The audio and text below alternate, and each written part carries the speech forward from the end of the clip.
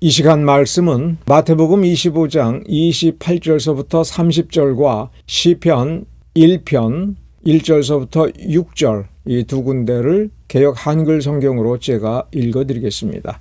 먼저 마태복음 25장 28절서부터 30절입니다. 그에게서 한 달란트를 빼앗아 10달란트 가진 자에게 주어라. 무릇 있는 자는 받아 풍족하게 되고 없는 자는 그 있는 것까지 빼앗기리라. 이 무익한 종을 바깥 어두운 데로 내어 쫓으라. 거기서 슬피 울며 이를 갈미 있으리라 하니라. 시편 1편 1절서부터 6절을 제가 읽어드리겠습니다. 복 있는 사람은 악인들의 꾀를 따르지 아니하며 죄인들의 길에 서지 아니하며 오만한 자들의 자리에 앉지 아니하고 오직 여호와의 율법을 즐거워하여 그의 율법을 주야로 묵상하는도다. 그는 시냇가에 심은 나무가 철을 따라 열매를 맺으며 그 잎사귀가 마르지 아니함 같으니 그가 하는 모든 일이 다 형통하리로다. 악인들은 그렇지 아니하며 오직 바람에 나는 겨와 같도다. 그러므로 악인들은 심판을 견디지 못하며 죄인들이 의인들의 모임에 들지 못하리로다. 무릇 의인들의 길은 여호와께서 인정하시나 악인들의 길은 망하리로다. 아멘. 우리 마태복음 25장의 달란트 비유의 28절서부터 30절 이 부분에서 매우 중요한 주제가 하나 또 숨어 있는 것을 살펴보고자 합니다. 5달란트 받은 자를 5달란트를 남겨왔다고 해서 주인은 착하고 충성된 종이다라고 칭찬하면서 그 벌어들인 5달란트 합해서 10달란트를 그냥 주었습니다. 5달란트를 애초에 받은 이 종은 주인에게서 5달란트를 받은 복을 받았습니다. 5달란트를 받았다는 거 자기 것이 아닌데 주인의 것인데 주었으니 이거야말로 복받은 겁니다. 복받은 것을 가지고 열심히 착하게 일을 했고 충성되게 일을 한 것을 이 주인은 알고 그에게 벌어들인 5달란트뿐만 아니라 애초에 본전인 5달란트를 포함해서 10달란트를 그의 소유로 준 것입니다. 복에 복을 받은 것이지요. 그뿐만 아니라 주인은 착하고 충성된 이 종에게 더 큰 일을 맡기고 주인의 기쁨에 참여토록 하겠다라고 장래의 비전을 밝혔습니다. 2달란트를 받은 종은 5달란트 받은 종만큼은 큰 복은 아니지만 여전히 복을 받은 겁니다. 그 받은 복을 가지고 여전히 착하고 충성되게 일을 했습니다. 5달란트 받은 종과 2달란트 받은 종이 똑같은 칭찬을 받았으니 2달란트를 주인이 주면서 이 2달란트 받은 종의 재능, 능력 그리고 한계는 5달란트 받은 종보다 못하다라고 인정한 것은 분명합니다. 즉 그릇이 다른 겁니다. 그러나 작은 그릇이지만 착하고 충성된 그것을 절대적으로 평가했을 때 그가 2달란트를 받아서 2달란트를 남긴 것만 보고도 주인은 만족했습니다. 두 종에 대한 평가는 똑같습니다. 물론 5달란트 받은 종이 5달란트를 남긴 것은 2달란트를 받아서 2달란트를 남긴 것보다도 훨씬 훌륭한 일이기 때문에 나중에 또 다른 보상을 받게 되는데 그것은 1달란트를 받았으나 게으르고 악한 처신을 한 그 본성 그대로 악하게 한 종의 1달란트를 뺏어서 이 10달란트 가진 자에게 주도록 한 것입니다. 복에 복을 더한 것이지요. 이러한 관점에서 보면 1달란트를 받은 자도 1단계에서는 복을 받은 자입니다. 그가 1달란트를 가지고 착하고 충성되게 일을 해서 1달란트를 남겼으면 10달란트를 소유한 자, 4달란트를 소유하게 된 자와 똑같이 칭찬을 받고 더 큰 일을 맡으며 이 주인의 기쁨에 동참하게 되었을 것입니다.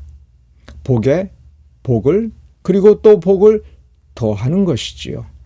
그러므로 달란트의 비유에서 우리가 무슨 달란트를 받았느냐 이 점도 중요하지만 한 달란트를 받은 자의 이 운명에 대해서 초점을 놓고 보면 무슨 주제가 나오는 거냐면 복을 빼앗긴다. 하나님께서 복을 주셨다라고 할 때 복을 받았는데 그러니까 영원한 천국에 갈 때까지 모든 것이 무사형통할 것이냐 이런 의문점을 갖게 만드는 부분입니다. 우리가 복을 받았으면 하나님께서 우리를 구원하였으면 하나님께서 우리에게 또 다른 축복을 주셨으면 성령을 충만하게 하셨으면 그 증거 하나만 있으면 우리는 죽을 때까지 좋은 일만 일어날까?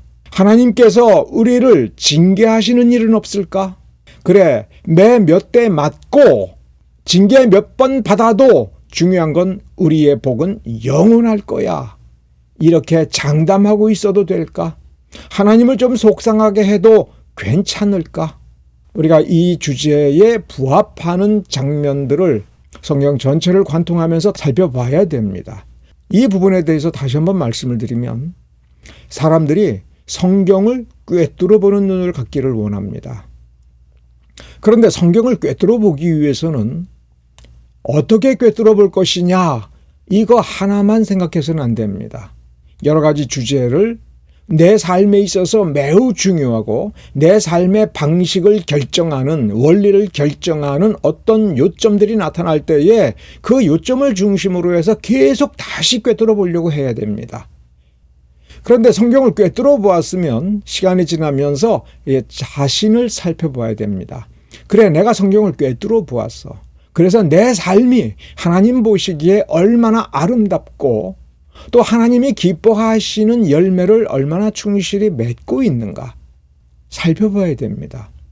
열매가 영적이라고 우리 눈에 안 보이니까 우리가 몰라도 돼, 안 봐도 돼, 안 보여도 돼 이런 식으로 생각해서는 안 됩니다. 열매는 불신자들도 먹을 수 있는 겁니다. 보이게 맺는 겁니다. 성령의 열매에서 사랑이라고 하는 열매를 생각해 보십시오. 영적인 사랑이니까 사랑하는 줄을 모른다고요? 아니죠. 삶에서 그가 사랑이 넘치는 사람인지 하나님의 사랑으로 우리를 사랑하는 것인지 왜 모르겠습니까? 인자하게 손을 내밀어서 붙잡아 줄 때에 그 인자함과 자비로움을 왜 불신자라고 모르겠습니까? 공평하고 정의롭게 대해준다면 불신자들이 신자들의 그 공평한 처사에서 얼마나 감탄하겠습니까? 그러면서 궁금하겠죠. 이 사람은 어떻게 이렇게 공평할 수 있는가? 이 사람의 말에는, 이 사람의 행동에는, 이 사람의 눈빛에는 우리에게 힘을 주는 무엇인가가 있다. 그 비밀을 알고 싶다. 왜 궁금해하지 않겠습니까? 열매는 나누어 주기 위해서 있는 겁니다. 베풀어 주기 위해서 있는 겁니다. 마음가짐이 보여야 되고 사랑이 보여야 되고 자비로움이 보여야 되고 인자함이 보여야 되고 충성됨이 보여야 되는 겁니다. 그러한 열매가 맺어지는가 생각해 봐야 됩니다. 열매가 없으면, 열매가 없는 나무라면 죽은 나무고 열매 없는 사람은 죽은 믿음을 가지고 있는 것이지요. 어디가 막혔는가를 생각을 해봐야 됩니다. 그래서 성경을 다시 봐야 됩니다. 그러니 성경을 꿰뚫어 본다는 것 아무 의미가 없고 성경을 날마다 상고하면서 우리가 이 말씀대로 살고 있는가? 내가 마음에 찔리면 왜 찔리는가? 어느 부분이 약한 것인가를 생각하면서 살펴봐야 됩니다. 우리는 말씀을 몰라서 잘못 살고 있다고 생각을 합니다. 아닙니다. 비겁하기 때문에 잘못 살고 있는 겁니다. 비겁하기 때문에 악에게 굴복하고 악과 타협을 하는 것입니다. 악이 무서워서, 악이 두려워서 도망을 가는 것은 악과 결합하기 싫어서 악을 멀리하는 것과는 다른 겁니다. 다윗의 유언을 다시 한번 또 생각을 해봐야 됩니다. 바로 이 부분. 다윗이 자기 아들 솔로몬에게 왕위를 넘겨주면서 결코 이렇게 장담하지 않았습니다. 내가 말씀대로 살았더니 나에게 이 왕위를 주셨고 나의 자손이 영원히 왕이 될 거라고 약속하셨다. 그러니 너는 안심하라. 내 덕에 너는 그리고 나의 후손 모두는 당연히 왕이 될 수 있는 거야. 유다의 왕위에 앉을 수 있는 거야. 이렇게 유언하지 않았습니다. 너는 힘써 대장부가 되고. 왜 대장부가 돼야 됩니까? 비겁하지 말라는 거죠. 용기 있게 뭘 하라고요? 내 하나님 여호와의 명령을 지켜라. 대장부같이 내가 명령을 지켜라. 2절에서 3절로 넘어갈 때 매우 중요한 것이 하나 바뀌었다라고 하는 것을 눈치채야 됩니다. 2절은 뭘로 시작합니까? 우리 한글 성경에 내가 이제 죽을 때가 되었다. 나는 이제 죽는다. 2절의 이 말은 뒤에 있는 내용과 문맥을 놓고 보면 무슨 뜻입니까? 나는 지금까지 힘써 대장부가 되려고 최대한 노력을 했고 여호와의 말씀을 사모하고 말씀을 지키려고 해왔다. 물론 중간에 실수는 있지요. 그렇지만 그 실수했을 때조차도 다윗은 용기 있게 하나님 앞에 나아갔고 하나님의 말씀을 용감하게 붙잡고 하나님의 말씀을 열심히 실천한 사람입니다. 그래서 나는 죽을 때까지 이렇게 살아왔다. 나는 그렇다. 나는 이제 죽는다. 그러면 이제 내 차례다. 이제 내 차례니까 이제는 내가 내 하나님 여호와를 힘써 섬기라. 그의 명령을 그의 말씀을 거기 성경 말씀에 써 있는 그대로 지켜라. 어떻게 해요? 대장부같이 용기 있게. 그리하면 내가 무릇 무엇을 하든지 어디로 가든지 형통하리라. 거슬러 올라가 보면 아브라함의 믿음과 충성을 보시고 이삭을 주시면서 후사로 세워주셨습니다. 아브라함에게 주신 언약과 축복을 이삭에게 물려주었습니다. 그러면 이삭은 가만히 있어도 복을 받는 사람이죠. 복을 받은 겁니다. 그런데 그 복을 유지하고 그 복을 복답게 누리기 위해서는 이삭도 자기의 믿음으로 아브라함과 같은 믿음의 길을 갔어야 되는 겁니다. 그래서 그렇게 갔습니다. 그 믿음을 배워야 되는 겁니다. 그러므로 아브라함과 이삭의 후사 중에 어떤 후손은 아브라함과 이삭의 믿음의 그 길을 그런 방식으로 똑같이 걸어갔느냐, 걸어가지 아니하였느냐, 이 부분을 살펴봐야 됩니다. 마찬가지로 다윗은 솔로몬에게 내가 이렇게 열심히 용감하게 하나님의 말씀을 지켰더니 나에게 이렇게 복을 주셨고 내 후손에게 왕위를 주시고 복을 주시겠다라고 약속을 했다. 이제 내 차례다. 너도 대장부같이 대장부로서 대장부답게 이 말씀을 그렇게 지켜라. 용감하게 지켜라. 이게 무슨 뜻입니까?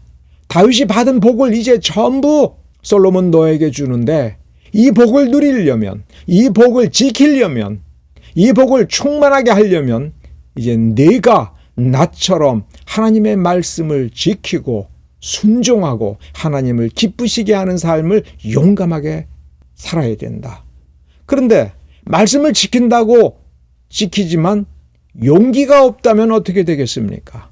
비겁해지겠죠. 비굴해지겠죠. 그러면 어떻게 되겠습니까? 이 말씀을 왜곡하고 적당히 지키려고 하고 이 정도면 됐어 라고 하면서 자기 합리화를 하겠죠. 이것이 악인 겁니다. 여러분, 악이 무엇입니까? 부족한 겁니다. 무엇에 비해서 무엇을 기준으로 해서 부족한 겁니까? 하나님이십니다. 하나님이 기대하시고 정한 것에 있어서 거기에 미치지 못하면 악한 것이고 게으른 것이고 죄인 겁니다. 하나님께서 정하신 것에 미흡하면, 부족하면, 모자라는 것, 그것이 죄인 것입니다. 그러므로 1달란트를 받은 사람은 다른 사람과 비교해서 내가 얼마나 많이 더 해야 되느냐가 아니라 그 본성에 있어서 자기 그릇에서 내 그릇이 1달란트밖에 안 됐으면 그걸 가지고 착하고 충성되게 했어야 되는 겁니다. 그러면 그 복을 누리는 겁니다. 복에 복을 더하여 주는 겁니다. 달란트 비유에서 우리가 바라봐야 될 것 바로 그 부분입니다. 한 번 복을 받으면 되는 것이 아니라 복에 복을 더하는 삶, 아니면 그 받은 복조차 빼앗기고 쫓겨나는 삶. 다윗이 복을 받았고 왕좌를 넘겨주고 솔로몬이 왕이 되었다고 해서 참 복 받았다, 복이 많은 사람이다, 아버지 잘 두었다, 이렇게 말할 수 있으나 그 복을 제대로 누리기 위해서는 내 자신이 잘해야 된다는 겁니다. 내가 못하면 그 복 빼앗긴다는 겁니다. 이것이 하나님의 원리이기 때문에 그 원리를 인간이 바꿀 수가 없는 겁니다. 하나님은 그대로 하십니다. 다윗의 유언에 2장 4절 부분에 보면 참 기가 막힌 말이 나옵니다. 내 자손이 그 길을 삼가 마음을 다하고 성품을 다하여 진실이 내 앞에서 행하면 이스라엘 왕이 오를 사람이 내게서 끊어지지 아니하리라. 하나님이 내게 이렇게 말씀하셨다.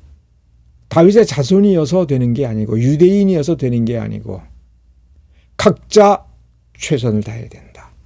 각자가 말씀을 잘 준수하고 하나님을 기쁘게 하는 삶을 살아야 된다. 각자 자신이 받은 복을 지켜야 된다.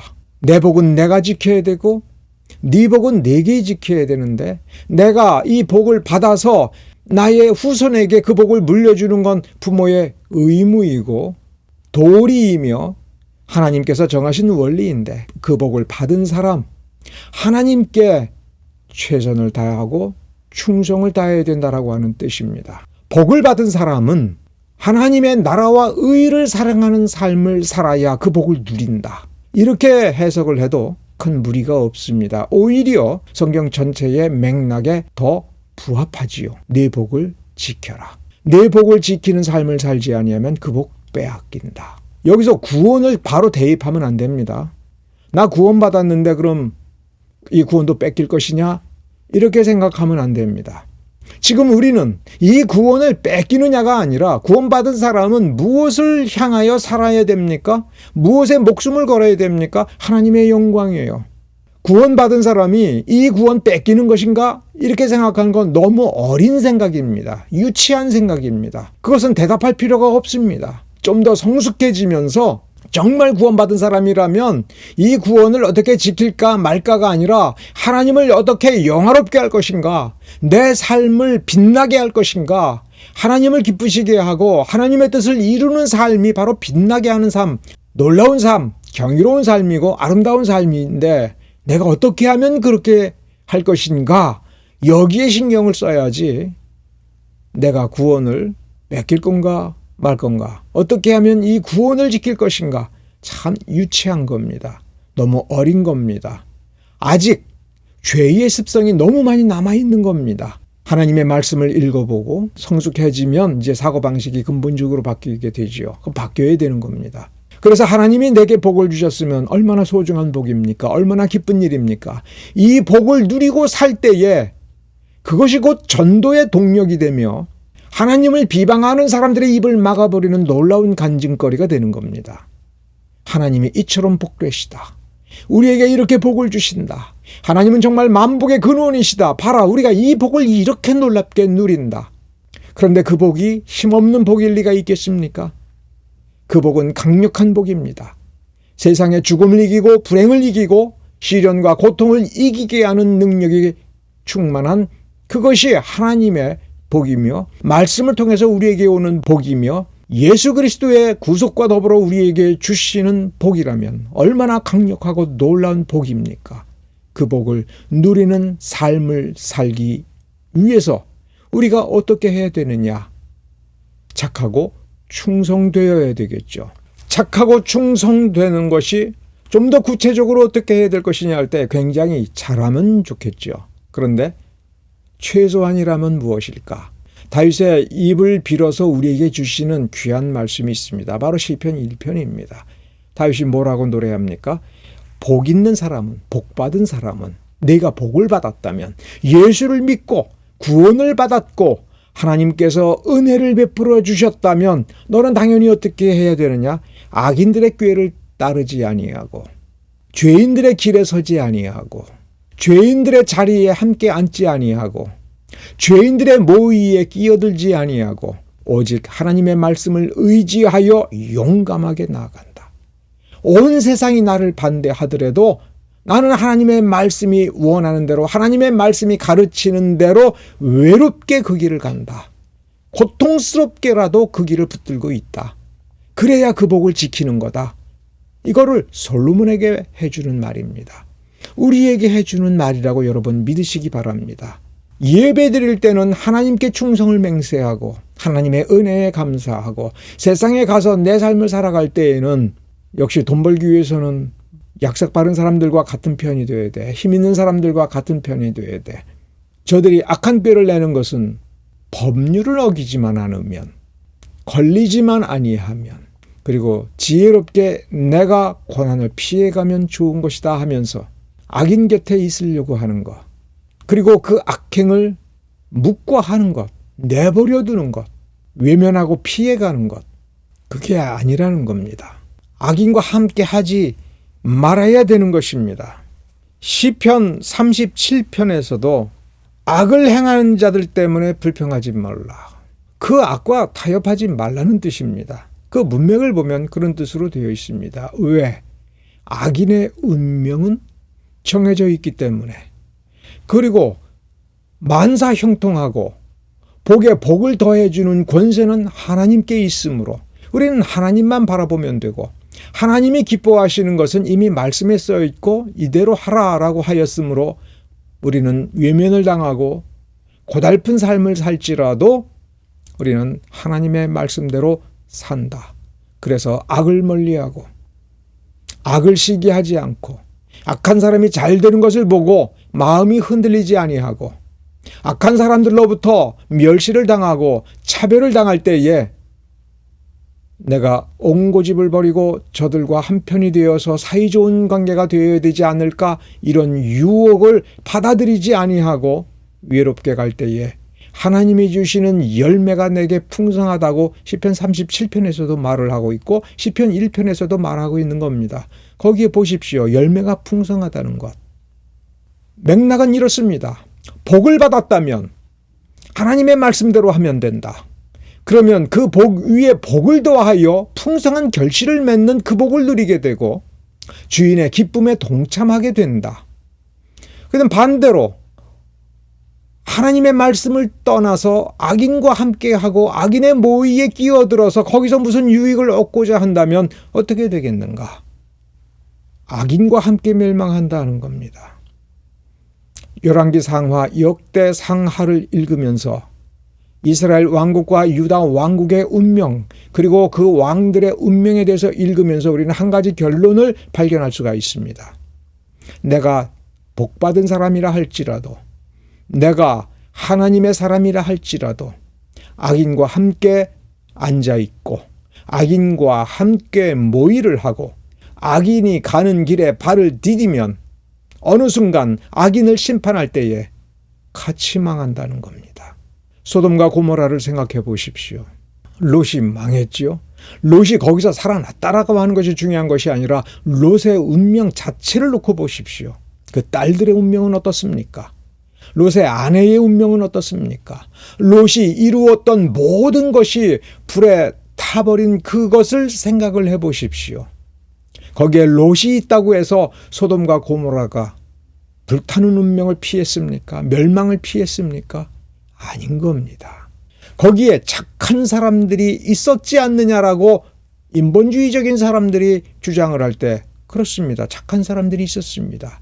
억울하게 울부짖으며 호소했던 사람들이 있었습니다. 그들이 함께 망했습니다. 유다가 망하고 이스라엘이 망하고 포로로 끌려갈 때에 악인들만 끌려갔겠습니까? 그러면 거기에 있던 착한 사람들은 왜 그런 저주를 받았습니까? 다윗이 그 점을 지적한 겁니다. 악인은 멸할 수밖에 없는데, 악인은 멸망당할 수밖에 없는데 하나님께서 멸망시키겠다라고 했는데 그 악인 옆에 서 있으면 그 유황불이 떨어질 때에 어떻게 되겠느냐. 그러니 너는 악인들과 멀리 떨어져 있어라. 악과 타협하지 마라.